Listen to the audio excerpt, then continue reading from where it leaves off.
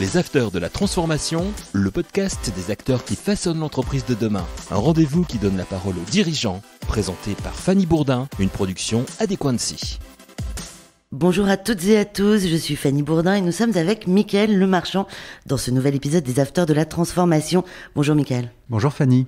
Tu es le directeur RSE du groupe SNCF, le directeur ou responsable de tous SNCF, votre stratégie d'entreprise. Tu es membre du COMEX et vice-président de la fondation SNCF. Ça fait beaucoup de missions pour un seul homme. Ça fait beaucoup, mais en fait, elles sont tellement cohérentes les unes avec les autres que je considère qu'elles ne font qu'un ou qu'une. Et c'est d'ailleurs la petite histoire du cumul de ces casquettes, ça a été un ajout progressif en fonction de ce qui nous semblait nécessaire pour mettre en œuvre cette stratégie. J'ai commencé avec le projet d'entreprise et puis très rapidement, au milieu de l'année 2020, on a décidé avec le président de la SNCF, Jean-Pierre Farandou, de mettre la RSE au cœur de la stratégie.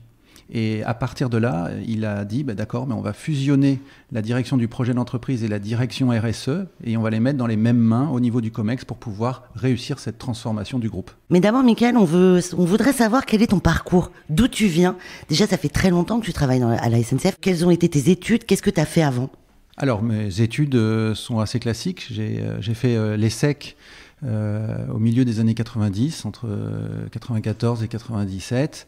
Et puis après, je suis parti en Allemagne parce que je suis un germaniste et germanophile. Et puis germanophone aussi devenu parce que j'ai pas d'origine allemande, mais j'adore cette langue et donc je suis parti à Berlin. C'est assez rare. Oui, c'était d'ailleurs, je me faisais moquer à l'époque par mes amis de l'ESSEC puisque eux partaient en Asie, partaient à New York. Et puis moi, je voulais absolument aller à Berlin. Et je suis heureux. C'est une ville de fête, Berlin, c'est une ville sympa. Ouais, et puis surtout, il y a une histoire incroyable. Et puis, c'était mon envie, en fait. Je crois que ça, c'est finalement quelque chose que j'avais pas nécessairement conscientisé, mais que j'ai assumé très tôt, finalement. J'avais des envies, et moi, ma place, je considérais qu'elle était à Berlin. Mon envie était à Berlin, et je suis parti à Berlin. C'est parfait. Et ça a été 2 années merveilleuses de ma vie. J'ai rencontré des gens formidables. D'ailleurs, j'ai rencontré mon futur associé, parce qu'ensuite, après Berlin, chez Elf Aquitaine, à l'époque, je suis parti à Hambourg pour aller monter une entreprise, une start-up dans l'Internet, dans la musique sur Internet. C'était le tout début de l'Internet, tout le début de la musique. À l'époque, c'était des MP3. Il n'y avait pas de streaming parce qu'il n'y avait pas la bande passante, il n'y avait pas tout ça. Il fallait télécharger des fichiers MP3. Mais on avait une plateforme avec comme cofondateur le président de l'association des labels indépendants en Allemagne. Donc on avait accès à toute la musique indépendante en Allemagne et on leur offrait une plateforme de distribution et de promotion. Un peu comme MySpace. Ouais, exactement. À l'époque. MySpace ne se résumait pas, se limitait pas à la musique. Mais en revanche, nous, on avait beaucoup de contenu musical et puis on avait aussi des équipes qui écrivaient des textes qui étaient des passionnés de musique et il y avait un spécialiste par genre musical et ils écrivaient des textes pour caractériser les albums, caractériser la musique et ça produisait du texte. Et ça, moi, j'étais responsable du business développement et je le proposais aux grandes plateformes de l'époque qui étaient Yahoo, MSN, qui avaient beaucoup de trafic mais ils n'avaient pas de contenu et donc il fallait remplir leur rubrique. C'est intéressant. Et donc ensuite? Et alors après j'ai vécu l'éclatement de la bulle Internet. On n'a pas fait notre deuxième tour de financement.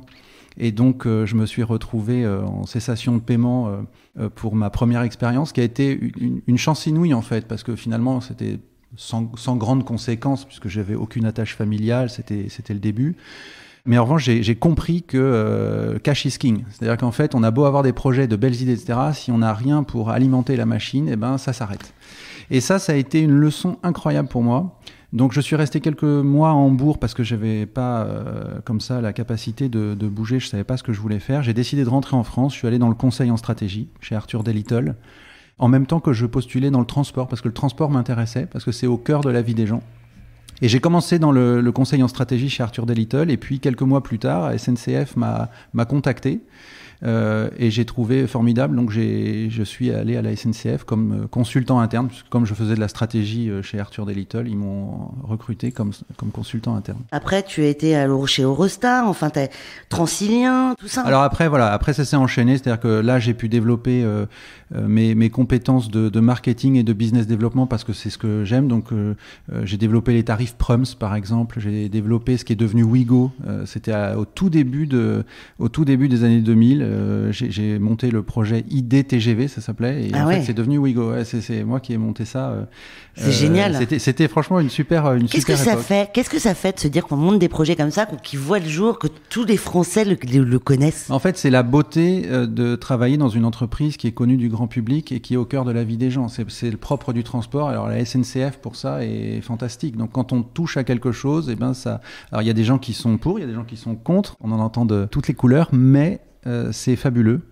Parce qu'on est effectivement au cœur de la vie des gens. Et donc, oui, ça a donné ensuite... je suis passé chef de cabinet de Guillaume Pépi, qui était directeur général à l'époque, puis ensuite président. Donc, je suis resté plus de 3 ans à ses côtés. Donc là, j'ai pris énormément de leçons sur la façon dont fonctionne une grande entreprise et comment on la pilote. Il y a une partie politique, mais il y a une partie de direction générale. En fait, c'est qu'est-ce qui fait que quand on prend une décision...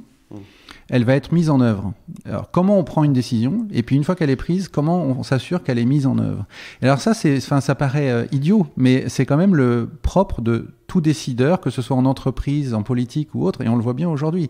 Et je crois que ça, c'est absolument fascinant. Et je l'ai vécu après... C'est pas si simple, en fait. Ah mais non, mais c'est extrêmement compliqué. Et en même temps, je crois que la clé, c'est d'être sincère. Je crois absolument à la sincérité d'intention et je crois que c'est ce qui fait le début d'une réussite. Et si elle fait défaut, cette sincérité d'intention, c'est le début sans doute de l'échec ou du semi-échec. Et je crois que ça ne pardonne pas. Donc je plaide beaucoup pour la sincérité d'intention. Et je l'ai vu chez Eurostar, juste pour terminer, pour pas être trop long sur mon parcours, puisque tu me demandes d'aller jusqu'à Eurostar, Transilien et aujourd'hui. Effectivement, j'ai eu la chance d'être 5 ans chez Eurostar en tant que directeur général pour la France et directeur des gares pour l'ensemble des 3 pays. Et là, j'étais numéro 1 de quelque chose. J'étais à la tête d'équipe, alors que quand j'étais chef de cabinet, j'étais dans l'ombre. Ça doit être une grosse pression d'être à la tête d'Eurostar. En fait, c'était... non, c'était grisant parce qu'on a vécu c'était au moment de 2012 des Jeux Olympiques. On a vécu des moments grisants. Eurostar a une très forte identité. Il y a un engagement extraordinaire des équipes, un attachement à la marque qui est fabuleux. Et donc, il faut prendre les choses simplement. Il faut pas se voir plus beau qu'on est. Il faut juste faire son job à la hauteur de ses responsabilités, quoi. Mais si on n'est pas tout seul, mais qu'on est avec les équipes, on est porté. En fait, la clé, et c'est ça que j'ai fait ensuite, plusieurs années plus tard, en tant que directeur du projet d'entreprise Tous SNCF, là, quand le nouveau président est arrivé, en 2020, ça a été de libérer l'énergie au sein des équipes SNCF, parce que seul, on peut évidemment pas faire des miracles. Il n'y a pas de miracle. En revanche, tous ensemble, quand on est aligné, quand on apporte sa pierre, quand on libère le potentiel de chacun, ça fait des miracles pour le coup. On va en parler un peu plus précisément. Tu es à la tête aujourd'hui de la stratégie d'entreprise du groupe SNCF. Donc tous SNCF, c'est un peu ton bébé. Est-ce que tu peux nous expliquer comment c'est arrivé? Comment vous avez décidé de monter ça? Il faut se replacer en 2019, fin 2019, un changement de président est décidé à la tête de la SNCF. Guillaume Pépi arrive à la fin de son mandat, Jean-Pierre Farandou est nommé à la tête de la SNCF, mais c'est le moment où la SNCF s'apprête à vivre sa plus longue grève continue de son histoire parce qu'il y a une réforme des retraites déjà à l'époque dans les tuyaux et qui génère qui déclenche une grève à la SNCF. Et c'est dans ce contexte que le nouveau président arrive. Il connaît très bien le groupe SNCF pour y avoir passé toute sa carrière et avoir été président de Keolis pendant plusieurs années. Et il décide tout de suite de lancer une démarche de projet d'entreprise pour pouvoir redonner un cap à l'entreprise et surtout apaiser l'ensemble de l'entreprise qui était un peu chamboulée non seulement par la grève des retraites, mais en fait plus fondamentalement encore par la réforme ferroviaire, puisque au 1er janvier 2020, une nouvelle SNCF allait voir le jour, mais vraiment fondamentalement. De l'extérieur, on s'en rendait pas compte, mais c'était un changement de statut juridique, la fin des embauches au statut. Donc il y avait des fondements historiques de l'identité SNCF qui étaient changé. Donc il chamboulait un tout petit peu les salariés. Et donc ça déboussole, et c'est normal. Et donc c'est dans ce contexte que le président est nommé et il décide de lancer ce projet d'entreprise pour redonner un cap, apaiser et redonner envie d'un avenir plutôt que de regarder vers le passé. Et il me nomme en tant que directeur de ce projet d'entreprise en me donnant 12 mois. Et le brief était clair. Le brief c'était: écoute, je veux que dans 12 mois, tous les salariés connaissent et comprennent la nouvelle stratégie du groupe qu'il faut mettre en place, qu'il faut inventer. Et puis, je veux surtout que dans 12 mois, les 140 000 salariés de la SNCF individuellement sachent comment ils ou elles contribuent à cette nouvelle stratégie à leur niveau, pas sur le principe éthéré en général. C'est vraiment dans leur métier, là où ils sont, que ce soit à Amiens, Bordeaux, Strasbourg, etc. Dans leur métier. 140 000 personnes, c'est pas rien. Comment on fait, comment tu as fait, comment tu t'y es pris pour embarquer toutes ces personnes? Alors c'est drôle parce qu'en fait, je l'ai attrapé comme je attrape à peu près tous les sujets, c'est-à-dire comme un problème avec une équation et il faut résoudre l'équation. Donc je me suis dit c'est possible. Mais pourquoi j'ai senti que c'était possible? C'est parce que même si c'était vertigineux, hein, c'est clair, et je me suis pas posé trop de questions parce que si j'avais pris du recul sur ce qui m'arrivait, je pense que j'aurais été tétanisé comme tout le monde. En revanche, le président, quand il m'a donné ce brief et cet objectif, il était vraiment sincère dans son intention. Il avait vraiment l'intention d'apaiser l'entreprise, de redonner un cap. Il croyait à son potentiel. Et je l'ai senti. Je n'avais pas de doute sur la sincérité de son intention. Et moi, j'avais envie aussi de ça parce que c'est une boîte que je connais bien. J'y bosse depuis plus de 20 ans. Elle est formidable. Elle mérite quelque chose. Et donc, je savais que c'était possible. Mais après, je me suis dit, on y va. Et alors, j'ai inventé une méthode pour pouvoir embarquer 140 000 personnes en 12 mois, sachant que j'étais le 2 janvier 2020, quand j'ai commencé, seul. J'étais littéralement seul. Et donc, je me suis dit que c'était pas dépendant de la taille de mon équipe. Il s'agissait pas de dire je vais monter une équipe de 5, 50, 100 personnes, parce que c'est pas comme ça qu'on embarque 140 000 personnes en 12 mois. Ça c'est évident. C'était très clair qu'il ne s'agissait pas de faire un truc... C'est très transverse. Il faut absolument que tu ailles voir toutes les gares et que tu ailles parler à tous les responsables. Et ça, quand on regarde d'un point de vue très rationnel l'équation, ça marche pas. Donc comment ça marche? Ça marche, je me suis dit que c'était une question d'énergie. Il fallait que je libère une énergie dans toute l'entreprise, et donc une énergie humaine en fait, pour que on crée un mouvement. En fait, il faut créer un mouvement en interne pour qu'ils aient envie de construire cette nouvelle SNCF que le président me demandait de mener. Et donc, j'ai conçu une méthode avec un chantier, notamment parmi tous les chantiers du programme que j'ai monté qui s'appelle Dynamique d'entraînement. Le sujet était de conceptualiser comment concrètement on allait libérer l'énergie dans toute l'entreprise à travers de tous les niveaux hiérarchiques. Donc ça, c'était toute la ligne verticale managériale qu'il fallait absolument mobiliser. Elle-même devait être la première à y croire et à avoir envie d'apporter son énergie, sans quoi ça marchait pas. Mais le vertical ne suffit pas. Il y a aussi l'horizontal. Et donc c'est là que j'ai fait la cartographie de tous les réseaux horizontaux hiérarchiques qui existent dans l'entreprise.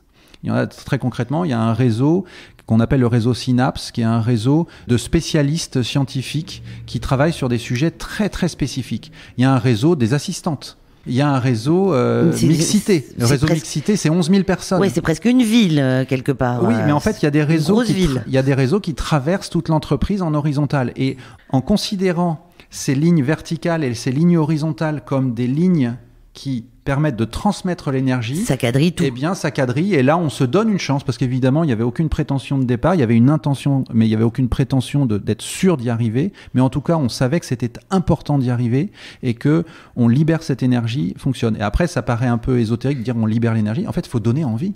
Et je trouve que tu as fait un tour de force parce que aucun reporting avec le COMEX. Non, alors là, tu t'en sors très très bien quand même. Ça, c'était un élément parce qu'il y avait, c'était pas hors sol évidemment. Quand je dis libérer l'énergie, tout ça a été très construit. Mon passé de consultant m'a beaucoup aidé pour ça.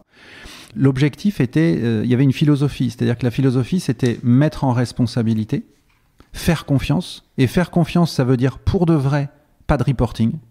Et donc, quand j'ai dit effectivement au COMEX lors du kick-off en début février 2020 qu'il n'y aurait pas de reporting, ça leur a fait bizarre, mais en fait, très sincèrement, ils ont dit oui tout de suite, en fait, quand même. Mais ils m'ont demandé, mais alors, oui, bien sûr, mais qu'est-ce que tu veux dire par là? Et je leur ai dit, mais il n'y aura pas de reporting, c'est-à-dire je n'irai pas demander aux différentes équipes, là, il y en a 250 directeurs, directrices d'établissements qui vont construire leur projet d'équipe qui va donner vie au projet d'entreprise dans son ensemble, donc bottom-up.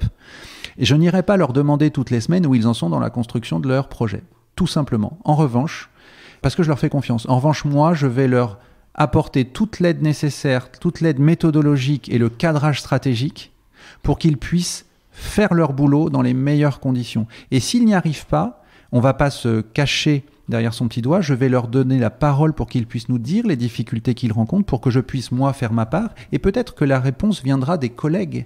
Et en fait, on a créé, pour le coup de l'horizontalité aussi, on a créé un réseau d'entraide au sein des managers. Et comme ça, et on a littéralement libéré la parole. On parle beaucoup de libérer la parole, libérer l'écoute pour des sujets de... Tout ça, c'était en 2020, donc c'était avant Covid. Non, tout ça, j'ai lancé avant le Covid, et pile au moment où j'étais en train de monter l'équipe pilote de 33 personnes pour inventer cette méthode, est arrivé le confinement. Et en fait, là, c'est pareil. Le président m'a dit, est-ce qu'il ne faut pas décaler un peu l'ambition de fin d'année, les 12 mois ? Et je lui ai dit, non, parce qu'on a besoin de ces 12 mois, parce que c'est ancré dans le cycle de vie budgétaire aussi de l'entreprise. On a besoin de ça. En revanche, je vais adapter la méthode. Notamment, on a fait à distance, mais on a maintenu le cap des 12 mois. Et c'était important parce que ça montrait que notre intention était réelle. C'était pas un truc en dehors de la vie de l'entreprise. Mais ça, c'était 3 réunions par semaine avec les personnes que tu pilotais, avec les équipes que tu pilotais. Oui, ça, on a fait ça. Alors, jusqu'à juillet, on a fait une réunion hebdomadaire avec les 33 pour inventer la méthode. Ça nous a donné très concrètement en juillet pas mal de choses. Il y avait une stratégie, mais il y avait aussi les fameux 3 incontournables. On a dit qu'il fallait que toutes les équipes fassent leur projet, si elles en avaient envie. Enfin, encore une fois, il n'y a pas de reporting, donc il n'y a pas de problème. Mais en revanche, il y avait un intérêt à le faire, et il y avait 3 éléments de méthode. C'était l'équilibre de la maison tous SNCF. C'est-à-dire qu'on ne développe pas une dimension du business au détriment des autres. On ne développe pas l'économique au détriment de la qualité de service, par exemple. Mais en même temps, on ne développe pas l'engagement des salariés au détriment de l'économique ou au détriment de la sécurité, etc. Oui, enfin, donc, tout va ensemble, quoi, finalement. Tout va ensemble, mais tout va ensemble. Concrètement, on est tous d'accord sur le papier. Et puis après, dans la vie, comment on prend des décisions, comment on construit un projet qui fait la convergence équilibrée de ça, ça c'était un élément. C'est pas si simple. Après, on a dit deuxième incontournable, c'était vous faites ce que vous voulez, parce que si vous êtes le dirigeant de la gare de Lyon à Paris, si vous êtes la dirigeante des conducteurs sur toute la région Nouvelle-Aquitaine, c'est vous qui savez quoi mettre dans votre projet. C'est pas moi qui vais vous le dire. En revanche, ce qu'on vous demande, deuxième élément de méthode, c'est de le faire avec vos équipes. Ne décidez pas juste dans votre comité de direction ce que vous allez mettre dans le projet pour les 3 prochaines années. Faites-le avec vos équipes. Et là, on les a aidés d'un point de vue méthodologique pour dire mais comment on fait quand j'ai des conducteurs qui sont par définition pas au bureau, qui sont dans leur cabine de conduite, comment je fais pour faire de la co-construction avec des gens qui sont postés en 2-8, 3-8 et que je vois pas. Et bien concrètement, on a trouvé, parce que ça se pratique déjà par certains dirigeants qui ont ces équipes postées, on a trouvé des méthodes et on les a mises à disposition de l'ensemble des équipes. Et puis, le 3e élément, ça paraît évident, mais combien de fois on pêche à ça, c'était de prioriser. Je leur disais, vous savez quoi ? Ne soyez pas trop ambitieux. Ne vous chargez pas la barque d'objectifs pour les 3 prochaines années, puisque si vous êtes trop ambitieux, vous allez courir après le train. C'est frustrant et ça génère en fait une énergie négative, alors que nous, on veut de l'énergie positive.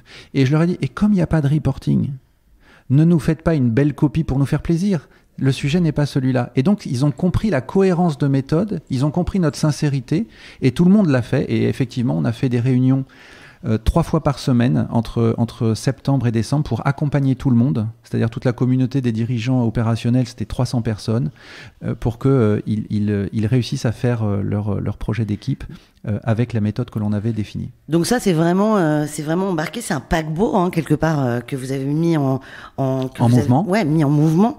On parle, c'est le projet d'entreprise, donc tout c'était SNCF, qui est très à l'interne, qui est destiné à l'externe après, mais porte les valeurs du groupe. Et quelles sont les valeurs exactement, par exemple les valeurs RSE de ce groupe, et quelles sont les valeurs que vous voulez transmettre en externe justement? Les valeurs du groupe, justement, ça a été un des produits de sortie de ce projet d'entreprise en 2020. Le président voulait qu'on se dote de 3 valeurs, et les 3 valeurs, là, dans une démarche de co-construction aussi, d'analyse de l'identité de la SNCF, etc., on a réussi à élaborer 3 valeurs qui sont sorties à l'unanimité, qui étaient engagement, efficacité et ouverture. Et donc ça, c'est les 3 valeurs du groupe SNCF. Après, la RSE en tant que telle, c'est un peu différent, mais dans cet esprit-là, la RSE, ça veut dire quoi? La RSE, c'est la responsabilité sociale d'entreprise ou sociétale d'entreprise. Ce qui est sûr, c'est que, et ça c'est une conviction très forte, la RSE, il ne s'agit pas de faire de la RSE comme on fait du tennis le jeudi après-midi ou le samedi après-midi de 16 à 18h. Il s'agit non pas de faire RSE, de la RSE, mais d'être RSE, c'est-à-dire d'être responsable. Il se passe un truc quand même, en fait, inouï dans l'histoire de la société et de l'économie, c'est que on voit qu'il y a une finitude du modèle dont on vit depuis 100 ou 150 ans. La planète, précisément c'est parce une urgence. Que finitude des ressources, urgence climatique, urgence écologique, et on commence à prendre conscience de tout ça. Certains en avaient pris conscience il y a très longtemps, mais ils n'ont pas été entendus. Mais c'est incroyable de voir la littérature, la pensée sociologique, philosophique, économique. Enfin, c'est génial à lire rétrospectivement. On se dit, mais ils ont dû être frustrés, tous ces gens-là. Moi, je leur tire mon chapeau. Mais encore aujourd'hui, il y a encore énormément de frustration. Mais ça bouge. Il y a quand même une accélération. Et nous sommes entreprises. Comme tous les acteurs, nous avons un rôle et une responsabilité à jouer dans cette transition. C'est le mot responsabilité qui est important. Et donc, le sujet, c'est d'être responsable tout le temps. On n'est pas responsable. C'est pour ça que je dis qu'il ne s'agit pas de faire RSE. On n'est pas responsable entre 16 et 18 heures.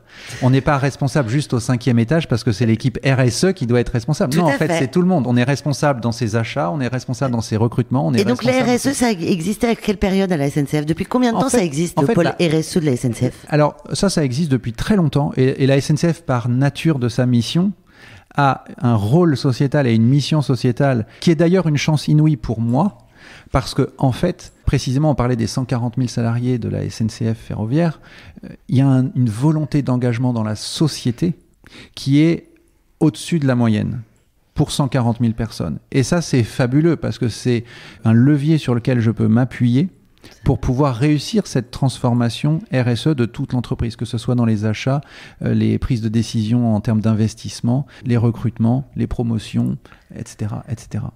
Comment ça se passe, la décarbonation, la gouvernance, l'adaptation au sein de la SNCF? Quels sont vos gros chantiers en termes de RSE aujourd'hui? Alors on couvre tous les domaines de la RSE, donc on pourrait appeler ESG, c'est-à-dire qu'il y a la partie environnementale, il y a la partie sociale, et il y a la partie gouvernance qui va du partage de la valeur à l'éthique, à l'égalité femmes-hommes. Bref, c'est vraiment l'ensemble de ce spectre. Je le dis, ça paraît évident, mais en fait, on a un tel problème collectif avec le carbone et le réchauffement climatique, que le risque, et c'est phénoménal, c'est monumental comme défi à relever, qu'on aurait tendance à se concentrer sur celui-là d'abord et à délaisser tous les autres. Or, ce n'est pas possible. Ce n'est pas possible parce qu'il y a d'autres urgences aussi.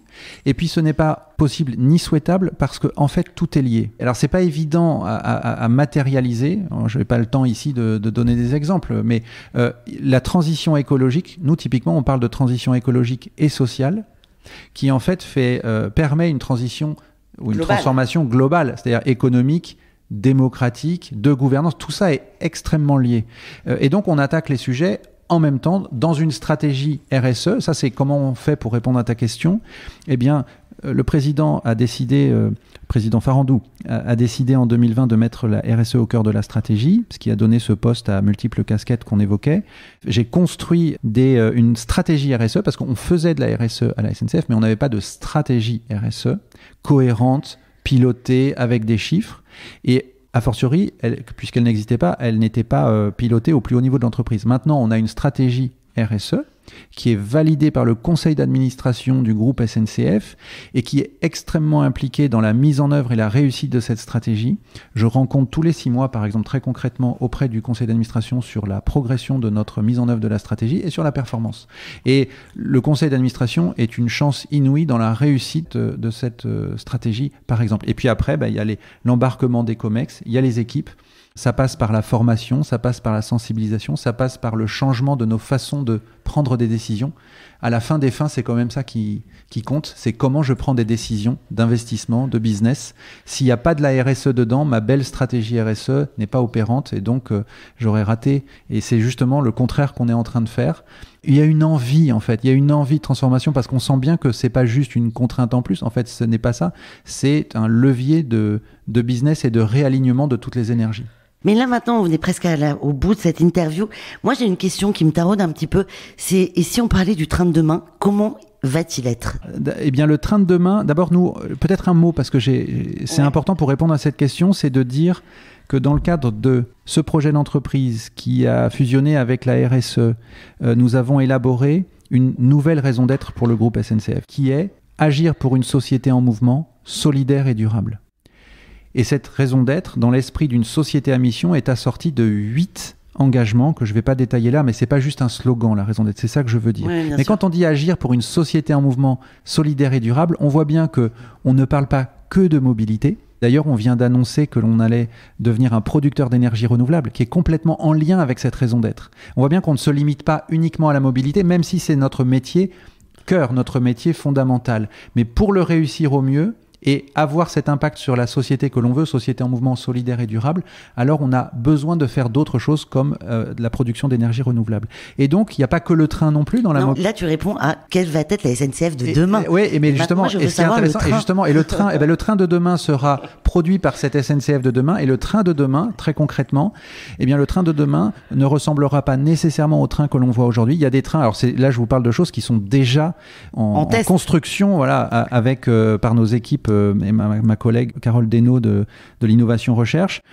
C'est un train qui va être très léger, par exemple, pour déplacer pas beaucoup de monde. On n'a pas besoin de faire des trains très grands, très lourds, très coûteux en matières premières, très coûteux en argent, très coûteux en entretien. Donc en fait, on adapte aux besoins de mobilité. Et donc le train, par exemple, on va avoir dans notre gamme de produits, dans notre gamme de mobiles, de trains, on va avoir des trains super légers qui sont du coup très sobres. Et puis on va aller plus loin, on a un train du coup pour coller vraiment aux besoins de mobilité, on a un train qui va en fait aller aussi sur la route. Là, ça c'est un nouveau train qui s'appelle Flexi. Et en fait, c'est un train qui est capable, par des roues spéciales, qui est capable d'aller sur des rails et en fait de sortir des rails pour pouvoir aller sur la route et inversement. Et ce qui permet d'aller desservir des endroits qui sont en fait, sinon pas desservis par le train, alors que nous sommes un transporteur de confiance et on est au cœur des territoires et donc on a besoin d'aller au plus près de là où les gens sont et où les gens veulent aller travailler, étudier. Donc ça, c'est